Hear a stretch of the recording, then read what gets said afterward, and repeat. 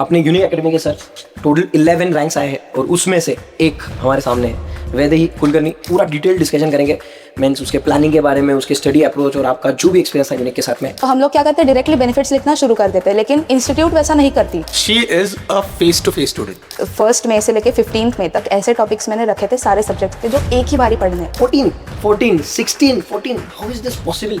Very clear कि आपको single digit rank चाहिए, ऐसा टाइप। हाँ, 1 ही चाहिए था टू बी ऑनेस्ट। अरे ऐसा लग रहा है मैं कोई पूजा में बैठा। इंडिविजुअल सब्जेक्ट्स को तोड़ के हर एक सब्जेक्ट में कुछ यूनिक चीज जो आपने क्या प्लान था ये एक बता दीजिए, ताकि बच्चों को हर एक सब्जेक्ट का एक आइडिया आ जाए and that will be for the students जो देख रहे हैं आप लोगों के लिए गाइडेंस हमारे फेस टू फेस स्टूडेंट्स। जैसे जैसे सब्जेक्ट खत्म होने आए थे वैसे वैसे स्टार्ट कर दी थी फॉलोइंग मंथ। जैसे ही रैंक लिस्ट के स्क्रॉल किया और इसका नाम दिखा, आई इमीडिएटली सेड अपनी बच्ची है, कॉल कर, ये अपनी बच्ची है। ये इसके आप चैट देख पा रहे हैं तो दुनिया भर का दिमाग खाया इसने मेरा। क्वेश्चन पूछा था, उसको रेफरेंस में लेते हुए पूरा आंसर फ्रेम किया और एंड में मतलब जैसे केस का नाम रेफर कर दिया कि ये केस के हिसाब से ये डिसीजन आया था। तो ऐसे आईबीसी का किया था। जैसे सर ने भी बोला था कि मल्टीपल टाइप्स ऑफ रिवीजन होते हैं, ऐसे नहीं कि एक ही बुक लेके बैठना है और उसी को 10-12 बार पढ़ना है। What's your plan, future plan? Technical words चाहिए, इंस्टीट्यूट मार्क्स नहीं देती है। मैंने देखे आंसर शीट्स, मैंने सजेस्टेड आंसर भी देखे हैं, उनको जैसा चाहिए वैसा ही चाहिए तो करना पड़ेगा। एक चीज जो हम देखते हैं कि rankers are always online students, ऐसा एक मिथ भी है, ये सत्य भी है बहुत से केसेस में, but she has proved it all wrong. एक फेस टू फेस स्टूडेंट जिसने आई बिलीव एक भी लेक्चर मिस नहीं किया, एक भी लेक्चर, राइट? मैं गाली खाया हूँ इससे। हाँ, ऐसा हुआ है सारे के सारे सही है को पास करके देख लिया था और उनको रैंक आया, ये हमने अपडेट किया। उससे रिलेटेड क्वेश्चन नहीं है तो मैं वो पेज को रेफर ही नहीं करूंगी, मैं डायरेक्ट आगे बढ़ जाऊंगी। कोई बैकलॉग नहीं होना चाहिए, रोज के रोज घर पे जाके पढ़ना है, वो तो एक नॉन नेगोशिएबल, हाँ नॉन नेगोशिएबल ही चाहिए। तो ऐसा लगता है कि आता है, बट एक्चुअली जब टेस्ट देने जाते हैं ना तब समझ में आता है कि हमें लगता है कि आता है लेकिन नहीं आता। ESG में तो आपने सब बैठ के लर्न करवाया था। Hello guys, I hope you are doing great. जैसे कि सबको पता है कि जून 2026 बैच का एग्जाम रिजल्ट आया है। बहुत सारे स्टूडेंट्स हैं जिन्होंने रैंक लाया है। अपने यूनिक एकेडमी के सर टोटल 11 रैंक्स आए हैं और उसमें से एक हमारे सामने है Vaidehi Kulkarni. She secured AIR12, correct ma'am? Yes sir. AIR12, yes. तो आज ये पूरा डिटेल डिस्कशन करेंगे मीन्स उसके प्लानिंग के बारे में, उसके स्टडी अप्रोच और आपका जो भी एक्सपीरियंस है यूनिक के साथ में। यस, पहले तो मैडम कैसे हो? अभी तक वो एब्जॉर्ब हो रहा है, नहीं समझ में आ रहा है कि क्या हुआ है। परफेक्ट। बट बेसिक क्वेश्चन, क्या आपने रैंक सोच के प्लान किया था? हाँ, प्रॉपर पढ़ाई, मतलब you were very clear that you want rank. Second thing, आप जब पढ़ाई कर रहे थे तब जब क्लासेस चल रहे थे, सेल्फ स्टडी था, फिर वो आपका मॉक टेस्ट या जो भी रिवीजन जो भी आपने किया, सो ये वेरी क्लियर कि आपको सिंगल डिजिट रैंक चाहिए, ऐसा टाइप? हाँ, 1 ही चाहिए था टू बी ऑनेस्ट, लेकिन नंबर में है 1 तो ठीक है। ये जम गया, ये जम गया। तो बाकी आपका ओवरऑल मुझे एक इंट्रोडक्शन दो and then we would like to know कि आपका CS जर्नी कैसा था। पहले तो आपका बेसिक इंट्रोडक्शन। एक ही चीज मैं ऐड करूंगा, I will definitely add one thing, she is a face to face student. Perfect. Now sorry. I have to add this. That is like एक चीज जो हम देखते हैं कि rankers are always online students, ऐसा एक मिथ भी है, ये सत्य भी है बहुत से केसेस में, but she has proved it all wrong. एक फेस टू फेस स्टूडेंट जिसने आई बिलीव एक भी लेक्चर मिस नहीं किया, एक भी लेक्चर, राइट? मैं गाली खाया हूँ इससे कि मैं लेट आ रहा हूँ या मैंने कभी लेक्चर बंक कर दिया या फिर मैंने लेक्चर नहीं लिया। तो शी वाज लाइक कि आपको डे 1 से लेके डे एंड तक आना है, ठीक है? तो she was our follow person, yes right? Yes. एक और मैं सच कह रहा हूँ, एक लेक्चर मिस नहीं किया इस लड़की ने, एक भी, कभी भी, नो डाउट। एंड अभी आप स्टार्ट कीजिए। Yes, your basic introduction. Basic introduction. तो मैं वैदेही कुलकर्णी हूँ, मैं पुणे से ही हूँ। मेरा घर यहाँ से दूर है लेकिन मैं मुझसे ऑनलाइन नहीं होता, इतना डिसिप्लिन नहीं है, इसलिए I chose face to face. और अभी मैं BCom कर रही हूँ। मैंने 12th के बाद तुरंत CS शुरू किया था। मई 24 में मैंने EET दी थी, दिसंबर 24 ग्रुप 1 CS एग्जीक्यूटिव, जून 25 ग्रुप 2 और अभी जून 26 प्रोफेशनल, बोथ ग्रुप्स। बढ़िया। तो आपका बेसिक जो स्कूलिंग वगैरह था वो सब कैसे था? स्कूलिंग, कॉलेज वगैरह इन जनरल? बहुत ही मतलब बढ़िया था। मैं पहले से ही हूँ थोड़ी पढ़ाकू टाइप्स की, हो जाता है, मतलब रोज नहीं पढ़ती हूँ लेकिन जब टाइम आता है तब पढ़ लेती हूँ और ठीक ठाक मार्क्स आ जाते हैं। तो यूनिक में आप कब से हो? मैं एग्जीक्यूटिव से हूँ। ओके, तो एग्जीक्यूटिव में आपने दोनों ग्रुप यहीं से किया था? हाँ। तो वहाँ पे आपका क्या स्कोर था? वहाँ पे आपका रैंक आया था? नहीं, मैंने सिंगल ग्रुप दिए थे इसलिए रैंक नहीं आया था, लेकिन ओवरऑल स्कोर बहुत अच्छा था। मतलब 7 में से 3 सब्जेक्ट्स एग्जाम्शन, 3 में 55 एंड अबव और सिर्फ CFM 40। बाकी और प्रोफेशनल में आपके टोटल मार्क्स कितने हैं? सर देखे भाई 399 है उनके पास। Okay, हाँ, मतलब अभी मैंने देखा मैडम है। ऐसे कि सुबह से तो मैंने Knowledge सर है। पास देखा, फिर ऑफिस से ही फोन आया था रुद्र का, तो उसने बोला कि तूने देखी क्या मेरिट लिस्ट? बोले नहीं देखी, तो उसके सामने ही देखा, तब मैं समझा, तो उसके बाद वापस मार्कशीट पे गई आज नहीं। ऐसा हुआ है सारे के सारे सारे स्टूडेंट्स चीज़ सही है। को पास सर्वे ने देख लिया था और उनको रैंक आया, ये हमने अपडेट किया। Almost Yes. 3-4 इंटरव्यू में ऐसा हुआ है कि Yes. स्टूडेंट्स आर सेइंग कि सर ऑफिस से, यूनिक के कोई फैकल्टी से या स्टाफ से पता चला है कि, क्योंकि अपना स्टाफ चेक कर रहा था कि अपने कितने स्टूडेंट्स हैं, तो जब उनको पता चला they were calling the students. Definitely, मतलब ये जैसे ही मेरिट लिस्ट ओपन हुई, मेरिट लिस्ट स्टाफ तो कैसे डेटाबेस से चेक करता है, मैंने बोला एक बार दिखाओ, क्योंकि आई वाज वेरी श्योर कि मेरे को लग रहा था कि इसका नाम होगा, क्योंकि as a faculties, as a face to face we interact with students and you can definitely see there is some spark. और मैंने डेफिनेटली सबसे पहली चीज बोली तो रैंक लिस्ट मुझे दिखा। जैसे ही रैंक लिस्ट के स्क्रॉल किया और इसका नाम दिखा, आई इमीडिएटली सेड अपनी बच्ची है, कॉल कर, ये अपनी बच्ची है। दैट्स मुझे पता है, इतना तो हो नहीं सकता, दूसरी कोई नहीं होने वाली, अपनी बच्चे तो कॉल कर। That's it, and that is मतलब वो हमारा भी ट्रस्ट था आप पे कि इसने एक प्रिपरेशन चमत्कार, मतलब की। एक चमत्कार। मेरा फोन देना सर, ठीक है मेरा अभी आप ये बता रहे, आज मतलब बता ही देते हैं। अभी ऐसी चीज बताऊंगा सर कि जो हमने ऐसा बोला था कि कभी बाहर नहीं बोलते, ठीक है। हमारा अभी प्लान था करते कि मैडम पूरा पढ़ाई करेंगे and every day she will report to me, कि उसको चाहिए था कि एक अकाउंटेबिलिटी, हाँ। और मुझे चाहिए था कि मैं उसका प्रोग्रेस ट्रैक करूं। There was no other intention, very clear.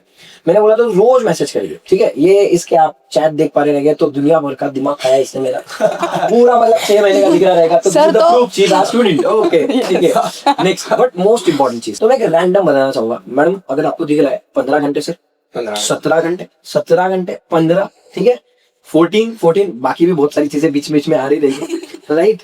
14, 16, 14, how is this possible?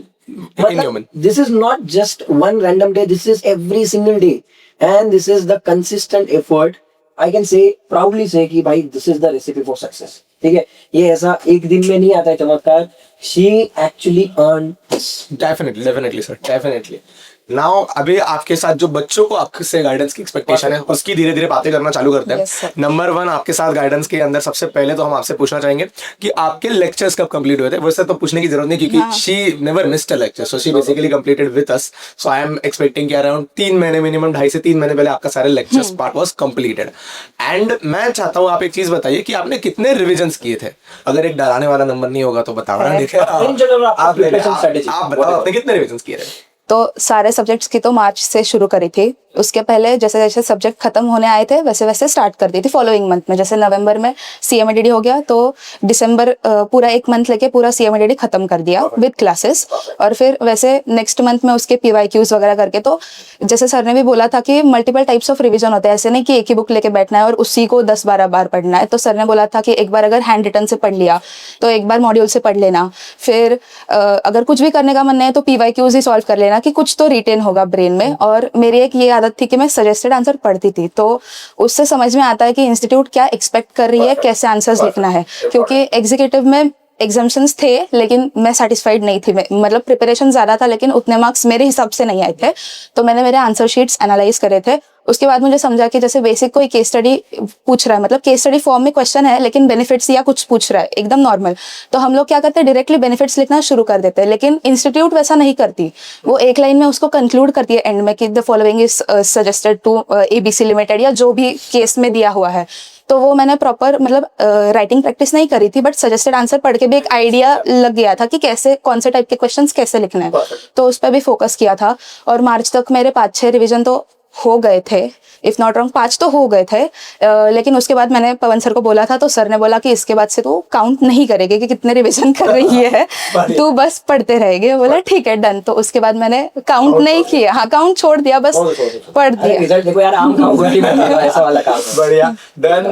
Then मेरा आपसे सवाल है तो थ्रेटनिंग पार्ट जो बच्चों को होता है, 7 दिन 7 पेपर, वो एग्जाम वाला हाँ, yes. बहुत दिमाग खाता है। और ये तो ये डोकली ने भी खाया है, तो उसमें भी कोई डाउट नहीं कि सर 7 दिन 7 पेपर कैसे करेंगे। बड़ी बड़ी आंखें करके बेंच के सामने आके खड़ी होती थी, सर 7 दिन 7 पेपर कैसे दूंगी। तो वो उसके बारे में आपका क्या, how did you tackle that? पहले तो आपकी बात पहले ही सुन लेनी चाहिए थी कि हो जाता है 7 दिन में, तो हो गया था। मतलब रिविजन ही इतने करे थे कि एक पॉइंट के बाद हेडिंग पढ़ के खुद से रिकॉल करने हो जाता था। और उसके लिए ना बहुत ज़्यादा मतलब कंसाइज करके मैंने नोट्स भी रखे थे। मतलब जो भी पॉइंट मैं फर्स्ट रीडिंग में पढ़ रही थी उसका मेन मोटिव ही ये था कि अगर ये मुझे एक दिन पहले पढ़ना है तो ये मुझे पूरा ना पढ़ना पड़े, इसमें से मुझे क्या कट आउट करना है वो फर्स्ट रीडिंग में ही डन एंड डस्टेड था। तो एक दो बार ही अच्छे से मॉड्यूल पढ़ी थी, उसके बाद फिर मैंने जो पॉइंटर्स निकाले थे या जो भी हाईलाइट किया था उतना ही रिवीजन करते रही। और उसके बाद फिर 7 डेज में तो मैनेज हो गया था, इतना कुछ डिफिकल्ट नहीं था। बिकॉज मैंने एग्जैक्टली 1 मंथ पहले मॉक टेस्ट दी थी, तो उसमें मुझे समझा कि कहाँ पे मैं कम ज़्यादा हो रहा है, तो इसलिए मैंने फिर उसके हिसाब से इम्प्रोवाइज करा। जो भी मेरे पास 20-25 दिन थे और सिमिलर पैटर्न में जो मेन एग्जाम थे उसमें हो गया फिर। परफेक्ट। एंड कैसा रहा, नींद वगैरह ली कि नहीं ली? सर पहले से मुझे 3-4 घंटे सोने की आदत है। मतलब 3-4 घंटे सोते? हाँ एग्जीक्यूटिव से। Because sir face to face आती हूँ एक तो, और मेरा घर बहुत दूर है। तो मुझे जो ट्रैवलिंग का टाइम था वो मैंने नींद से हटा दिया। राइट। तो इसलिए एक पॉइंट ऐड करूंगा, मतलब आई नो उसने काफी चीजें शेयर की मेरे साथ में ड्यूरिंग द प्रोसेस। उसके कुछ हेल्थ इश्यूज भी थे और वो भी, फिर क्लासेस भी, फिर ट्रैवलिंग भी, और Pune as you know traffic का इशू है। तो ये सारी चीजें मैनेज करके getting this output is commendable, no doubt about it. मतलब सिर्फ नाम के लिए तारीफ करने की बात ही नहीं है, ये रैंक दिख रहा है तो एवरीवन नोज द प्रोडक्ट की प्रोसेस कैसी रहेगी। बट वी आर प्राउड कि हमने वो प्रोसेस देखी है, मतलब from day one. I still remember सामने बैठे हैं, ये ऐसा एक दिन नहीं हुआ है कि मिस हो रहा है, ऐसा एक दिन नहीं हो रहा है कि हम कुछ डाउट पूछ रहे हैं या क्वेश्चन पूछ रहे हैं उसका आंसर नहीं आ रहा है, तो वो तो समझ जाता है। ब्लैंक तो कभी नहीं थी, नो डाउट। और अभी what's your plan, future plan? Sir मुझे जॉब तो नहीं करना है, मुझे प्रैक्टिस करनी है। तो अभी मैं आर्टिकलशिप उसी हिसाब से ढूंढ रही हूँ कि मिड साइज फर्म में अगर हो जाए तो फिर उसके हिसाब से आर्टिकलशिप कंप्लीट करके फिर प्रैक्टिस। बढ़िया, बहुत ही बढ़िया यार, बहुत ही बढ़िया। एंड मतलब क्या ही, मतलब आपने क्या ही बोले आपके बारे में, ऐसा हो गया। स्टूडेंट्स को टिप दे दो, तो 3-4 इंपॉर्टेंट पॉइंट्स जो उनको मस्ट करने हैं एज अ बुलेट पॉइंट बता दो कि जो भी अपकमिंग स्टूडेंट है, चाहे एग्जीक्यूटिव या professional, whatever you want to share, yes, वो 3 पॉइंट्स। एंड एक चीज, आप इंडिविजुअल सब्जेक्ट्स को तोड़ के हर एक सब्जेक्ट में कुछ यूनिक चीज जो आप क्या प्लान था ये एक बता दीजिए, ताकि बच्चों को हर एक सब्जेक्ट का एक आइडिया आ जाए। And that will be for the students जो देख रहे हैं आप लोगों के लिए गाइडेंस, हमारे फेस टू फेस स्टूडेंट्स। तो सब्जेक्ट वाइज पहले बताओ। तो CMADD के लिए तो कंसेप्ट बहुत ज़्यादा क्लियर चाहिए, और ऐसा नहीं होगा कि आपको पता है तो आप लिख लोगे। टेक्निकल वर्ड्स चाहिए, इंस्टीट्यूट मार्क्स नहीं देती है। मैंने देखे आंसर शीट्स, मैंने सजेस्टेड आंसर भी देखे हैं, उनको जैसा चाहिए वैसा ही चाहिए तो करना पड़ेगा। इसलिए CMADD को बहुत अच्छे से करा, मतलब बहुत पहले भी खत्म हुआ था इसलिए लोड भी नहीं था बहुत। और हमने मॉड्यूल से किया था। हाँ, आपने मॉड्यूल से कराया था। और सेकेंडली टेक्निकल वर्ड्स इतना कोई एफर्ट नहीं था, बिकॉज आपने बहुत शॉर्ट करके पूरा, मतलब अभी तक याद है अगर कोई उठा कर पूछते हैं। One thing that she has said कि मैंने देखा है CMADD में बहुत सारे बच्चे जो है 40s 50s के अंदर रह जाते हैं because of lack of use of technical words. That is for sure, and that is she has rightly pointed that out. Point ऐसा है सर, व्हेनेवर आई टीच, मतलब मेरा ऐसा रहता है कि उनको इतना हैमरिंग कर दो कि साला स्टूडेंट को दिमाग में फिट हो जाए। मतलब we make the short forms, तो वही टेक्निकल वर्ड अगर वो रिटर्न करेगा वही निकलेगा। फेस टू फेस का एडवांटेज है, वो बैठे बैठे हैमर हो रहा है, वो रिपीट करते रहती है बार बार। ऑनलाइन वाले कभी कभी ढोकले होते हो तुम लोग, लेकिन फेस टू फेस में धोखा नहीं दे सकते हम। उसके बाद सर ड्राफ्टिंग में तो लकीली मैंने ड्राफ्ट ज्यादा प्रैक्टिस नहीं करी थी, और लकीली आया भी नहीं था। सब लोग सेंटर पे ऐसे थे कि ड्राफ्टिंग के पेपर में ड्राफ्ट कैसे नहीं, और मैं तो बहुत खुश थी कि ड्राफ्ट्स नहीं ही आए हैं। मतलब ऐसा नहीं था कि मैंने नहीं किया है, बट कंपैरेटिवली बहुत कम किया था। और ड्राफ्टिंग की थ्योरी ऐसी है कि अगर थ्योरी आती है, एक बार ड्राफ्ट का फॉर्मेट पढ़ लिया तो लिखते बनता है, ऐसा कुछ ये नहीं है। तो बच्चे ज्यादा ड्राफ्ट्स पे फोकस करते हैं रादर देन थ्योरी। तो थ्योरी ज्यादा मार्क्स के लिए आते हैं, कभी भी देखो पेपर उठा के। तो थ्योरी बहुत अच्छे से की थी, उसकी भी लैंग्वेज सिंपल है, तो ऐसा लगता है कि आता है, बट एक्चुअली जब टेस्ट देने जाते हैं ना तब समझ में आता है कि हमें लगता है कि आता है लेकिन नहीं आता। तो ड्राफ्टिंग के लिए भी मल्टीपल रिविजन्स करे थे और PYQs ज़्यादा सॉल्व किए थे, बिकॉज मुझे रिकलेक्ट बनते होना चाहिए। फिर उसके बाद CRVI में तो IVC बहुत ज़्यादा पढ़ा था, वो तो ऑब्वियसली ओपन बुक के लिए भी काम आता है, तो उसमें नो डाउट्स। केस लॉस पे सबसे ज़्यादा फोकस करना चाहिए, बिकॉज केस लॉस के पॉइंटर्स उठा के ही वो केस स्टडी बनाते हैं, और बहुत बार वो नाम पूछते हैं, और मैंने लिए थे एक्स्ट्रा एफर्ट्स कि मैं नाम लिख पाऊँ। सर से बहुत बहस होती थी मेरी, सर बोलते थे कि क्यों तेरे को नाम याद करना है, लेकिन ऐसे डेलिबरेटली बैठ के एक एक नाम याद नहीं किया था। इट्स जस्ट कि मल्टीपल रिवीजन करे तो बार बार देख के याद हो जाता है, ऐसा 100% याद। हाँ, और 100% बैठ के याद भी नहीं किया था। जो एकदम इंपॉर्टेंट है, बार बार रिपीटेटिव आते हैं, वो याद हो गए थे बिकॉज बहुत बार पढ़ लिया था। और वाला पार्ट आपके भरोसे सर का जो दिमाग खराब। सर ने पहली बार हमारे बैच में आपने बोला था कि थ्योरी पहले पढ़ा रहे हो, तुमको देख के कॉन्फिडेंस है। मतलब मेरा प्लान है कि मैं पहले प्रैक्टिकल पढ़ाता हूँ, ठीक है, एवरी बैच, क्योंकि वो 20 मार्क का होता है और मैं पहले फटाफट निपटा देता हूँ। पता नहीं मुझे क्यों ये वाली भी आनी थी क्लास, तो मैंने बोला ठीक है मैं थ्योरी पहले पढ़ा देता हूँ। फिर मैंने प्रैक्टिकल स्टार्ट किया। शी वाज लाइक कि मेरे एग्जीक्यूटिव में मेरे प्रैक्टिकल ये बहुत वन है। नहीं सर, एफएम मतलब प्रैक्टिकल वाले इशू होते थे। She was good with CA, but FM का इशू था, तो मैं बोला डोंट वरी, हो जाएगा। मुझे आज भी याद है 10-12 सेशंस लगते हैं हमको प्रैक्टिकल खत्म करते करते, कुछ 50-60 क्वेश्चंस किए रहे हमने। जैसे खत्म हुए फिर चीज लाइक सर हो गया, मैं बोला भाई ऐसा लगा कि मेरा रैंक आ गया।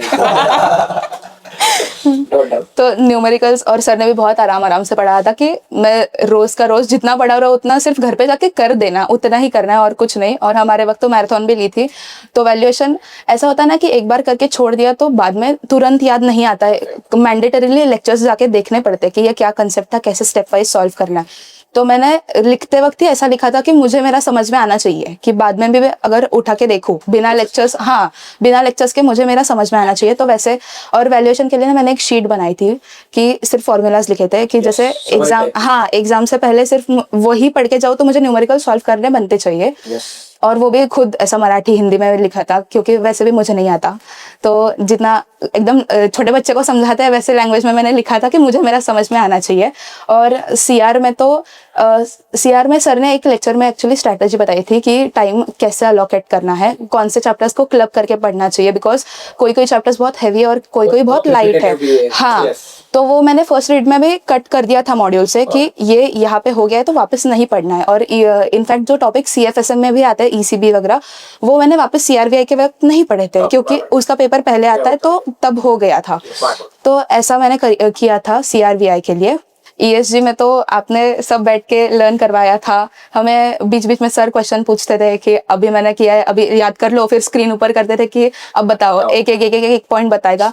और हमेशा सर मेरे को लास्ट ही पूछते थे, जैसे 5 पॉइंट है, 5 बच्चे हैं तो चारों को 4 बोलने देंगे और बचा हुआ मेरे को ही बोलना है, तो उसकी वजह से ज़्यादा अच्छे से लर्न हुआ था। और ईएसजी में एक्चुअली ये प्रॉब्लम आई थी कि 1-2 बारी किया तो भी कॉन्फिडेंस बिल्कुल नहीं था कि ईएसजी आता है, मैंने एक्चुअल में पढ़ा है, तो उसके लिए 3 से 4 रिवीजन तो चाहिए ही कि थोड़ा तो लगे। बहुत वास्ट है, हाँ, बहुत वास्ट है। तो उसको वैसे किया था। और एग्जाम के एक दिन पहले का तो कोई टेंशन नहीं था, बिकॉज ईएसजी फर्स्ट पेपर था। उसके बाद सीएसआर ओपन बुक तो मैंने पढ़ा ही नहीं था।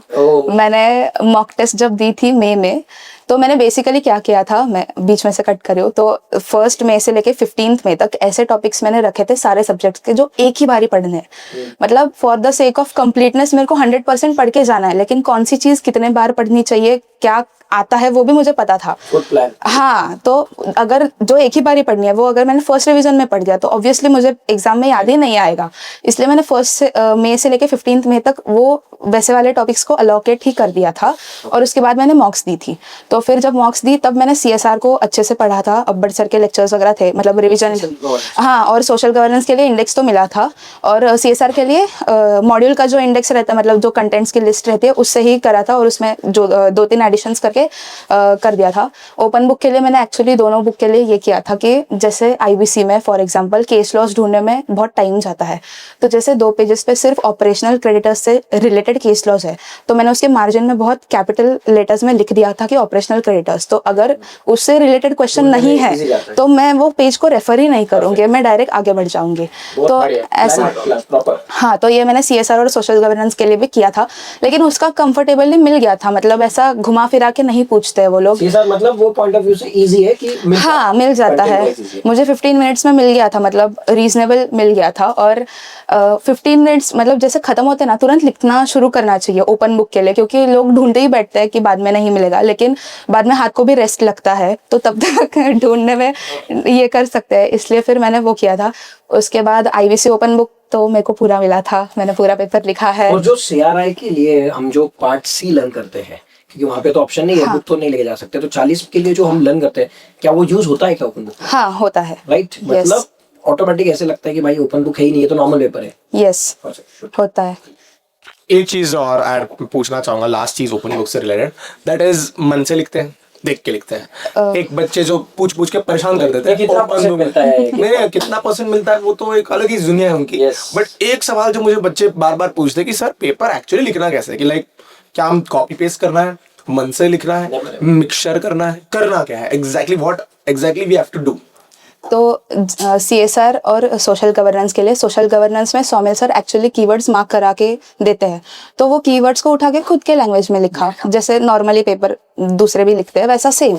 और CSR में भी, CSR तो ज़्यादा बुक देखने की ज़रूरत नहीं पड़ती है, बिकॉज वो कंसेप्चुअली पूछते हैं और वो तो एग्जीक्यूटिव से पढ़ा है तो आता है। और जहाँ पे रिक्वायर्ड थी वहाँ पे भी एक ग्लांस में बस रीड किया कि मॉड्यूल में क्या है, और वो भी मेरे कीवर्ड्स हाईलाइटेड थे तो उतना ही पढ़ा और खुद से लिख दिया, ऐसा किया। और IBC में तो ज़्यादातर केस लॉज ही पूछे थे, तो जो केस लॉ पूछा था, क्वेश्चन पूछा था, उसको रेफरेंस में लेते हुए पूरा आंसर फ्रेम किया, और एंड में मतलब जैसे केस का नाम रेफर कर दिया कि ये केस के हिसाब से ये डिसीजन आया था, तो ऐसे IBC का किया था। So, मोटा मोटी अपन देख सकते हैं कि she is saying कि चाहे open book paper हो, but it is not like that you have to use that book. That book is, yes, that book is just there for your help. लेकिन लिखना अपने आप को ही है, मतलब वो देख के तुम कॉपी पेस्ट करने बैठोगे तो जीवन में कभी भी पेपर कंप्लीट नहीं होने वाला है आपका। हाँ, और एक सर IBC ओपन बुक में सर आपने बोल के भेजा था कि अगर मैच द फॉलोइंग जोड़िया लावा तो वो नहीं मिलने वाला है बुक से। तो मैंने ये देखा था, मतलब एग्जाम सेंटर में मेरे आजू बाजू जो बैठे थे, बीइंग द लास्ट पेपर, तो वो डिस्कस किया था कि क्या मिला क्या नहीं मिला, तो सबने उसमें ही आधा घंटा वेस्ट कर दिया कि वो 10 केस लॉस कहाँ पे। तो आपने बहुत हैमरिंग करके भेजा था कि ये नहीं मिलने वाले हैं बुक में, तो उसको मैंने जस्ट ऐसे बॉक्स बना के छोड़ दिया कि एक साइड के टेबल लिख दिया, इधर तो जय श्री राम ही करना है बोल के, तो मैंने छोड़ दिया। और फिर पूरा पेपर कंप्लीट किया। उसके बाद फिर ऐसे कुछ भी करना था तो कुछ भी, ऐसा नहीं था कि मैंने नहीं ढूंढा, मैंने अच्छे से डेलीगेट किया था। मेरा पेपर आधे घंटे पहले खत्म हुआ था IBC का, मैंने 20-25 मिनट लगा के सिर्फ वही ढूंढा था, लेकिन नहीं मिला। सिर्फ 1-2 नाम देखे देखे लगे, जो मिले वो मैच कर दिया, बाकी तो किसी भी ऑर्डर में कुछ भी कर दिया। तो उसमें टाइम वेस्ट नहीं करना चाहिए अगर नहीं मिल रहा है, मतलब इतने।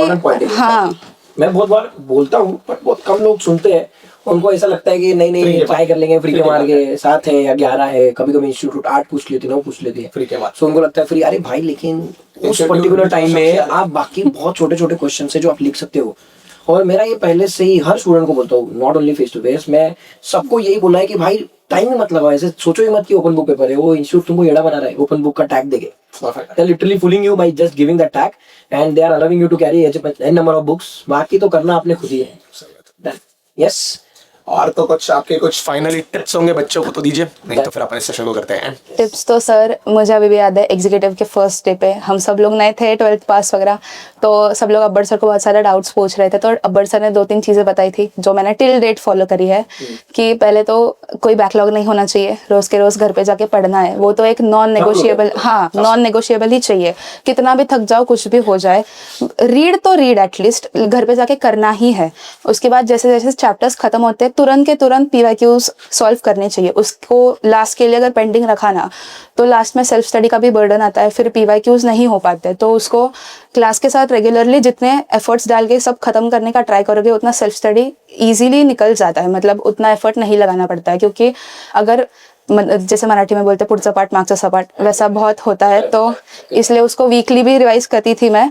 और उसके बाद लर्निंग एक बार अच्छे से मॉड्यूल गो थ्रू करनी चाहिए। और मॉड्यूल इज मस्ट। हाँ, module is must almost all subjects. हाँ, क्योंकि कुछ छूट ही नहीं रहा है ना, और जो सजेस्टेड आंसर भी बन रहे हैं वो बेसिकली मॉड्यूल से कॉपी पेस्ट ही है। तो अगर मॉड्यूल की लैंग्वेज पता है कि कौन सी लाइन से शुरू कर रही है, इंस्टीट्यूट कहाँ पे खत्म हो रहा है, तो वही अगर सेम लिख दोगे तो क्यों मार्क्स काटेंगे वो लोग। तो ऐसा इसलिए मैंने मॉड्यूल से किया था पूरा। और जितना हो सके फर्स्ट रिवीजन में मतलब टॉपिक्स कट ऑफ कर दो कि ये नहीं पढ़ना है, इसके बाद नहीं हाथ लगाना है तो कर दो। और अगर रख रहे हो एक ही रीड के लिए तो फिर उसको भी अच्छे से टाइम अलोकेट कर दो। ऐसा नहीं होना चाहिए कि वो पढ़ा रह गया, क्योंकि ICSI का जेन्युइनली कुछ भरोसा नहीं है, कुछ भी उठा के कभी पूछ देंगे तो मेरे को तो बड़ा डर लगता है। और मैंने बोला भी था, तो आपने बोला था मुझे कि तू जो नहीं पढ़ के जाएगी वही पेपर में आएगा, तो मैंने डर के बारे में बहुत पढ़ा था। बहुत बढ़िया, बहुत बढ़िया। मेरे हिसाब से जितने भी पॉइंट्स मैडम ने बोले हैं ऑलमोस्ट एवरीथिंग इज कवर्ड। तो प्लीज मेरा रिक्वेस्ट रहेगा कि जो भी लोग अभी प्रिपेयर कर रहे हैं please follow her inputs and please implement, just don't listen. बहुत सारे स्टूडेंट्स का ऐसा रहता है, सब लोगों से शॉपिंग करते हैं, सर इधर से ये पूछ लिया उधर से पूछ लिया, एंड दे डोंट इंप्लीमेंट। तो मतलब आपको पता है कि भाई बहुत मेहनत लिया है, बट उसके जो भी इंपॉर्टेंट पॉइंट्स आपको लगते हैं तो प्लीज ट्राई टू इम्प्लीमेंट। अभी भी जो दिसंबर वाले बच्चे ऑलमोस्ट 4 महीने उनके पास, पूरा सितंबर अक्टूबर नवंबर और दिसंबर के 20 दिन अच्छे से हो सकता है। Don't worry, we all are there with you. Thank you so much आपके भाई। यस कुछ नहीं, thank you so much Vaidehi ji आपके Thank you, टाइम के लिए। sir. अभी आप सीए बन गए तो क्या बड़े इंसान। यस और मैडम की सर बड़े इंसान आपकी बन गए शिष्य हूँ इसलिए रैंक आया है सर। बढ़िया। तो बहुत ही बढ़िया, ऑल द वेरी बेस्ट हमारी तरफ से वैदेही जी को। एक ट्रॉफी दे दीजिए सर आप। यस यस ये लीजिए मैडम जी, हमारी तरफ से नहीं है, तरफ से एक छोटी सी ट्रॉफी आप भी हाथ लगा दीजिए। अरे नहीं, ऐसा लग रहा है मैं कोई पूजा में बैठा। Yes, बहुत बढ़िया। And this is, I believe, one of the most proud moments for us. एक face-to-face student rank, और I will again add this. This is something which is extraordinary. Face-to-face student rank लाना is, I believe, वो भी throughout पूरा festival, मतलब normal rank is here and this is to be something over that. Definitely, that is 110% sure for that. Thank you sir. Yes, आपसे मिलते रहेंगे। आपकी help जब भी बच्चों को लगेगी तो हम बुलाते रहेंगे आपको। For आना ही पड़ेगा। ये तो ऑप्शन है नहीं उसके पास। ये तो face-to-face student है, इसको tomorrow पकड़ के she is the निकालेंगे। mentor for upcoming students। तो उसको तो And पकड़ by के the way, निकालेंगे। most important, she is helping me and Yes. she has helped me a lot in my notes making। Likewise, चालू sir. भी अभी भी जो अपकमिंग स्टूडेंट्स हैं उनके लिए काफी सारे इनपुट जो मैंने दिए हैं that are made by her। ठीक है, तो आप जो भी समरी नोट्स वगैरह देख रहे हो तो वो एक रैंकर ने बनाया है। Yes. Thank you so much Vaidehi Thank ji. you, sir. Congratulations CS Thank Vaidehi you so Kulkarni ji, much. All India rank 12 को बहुत बहुत बधाई। Thank you. चलो बाय बाय।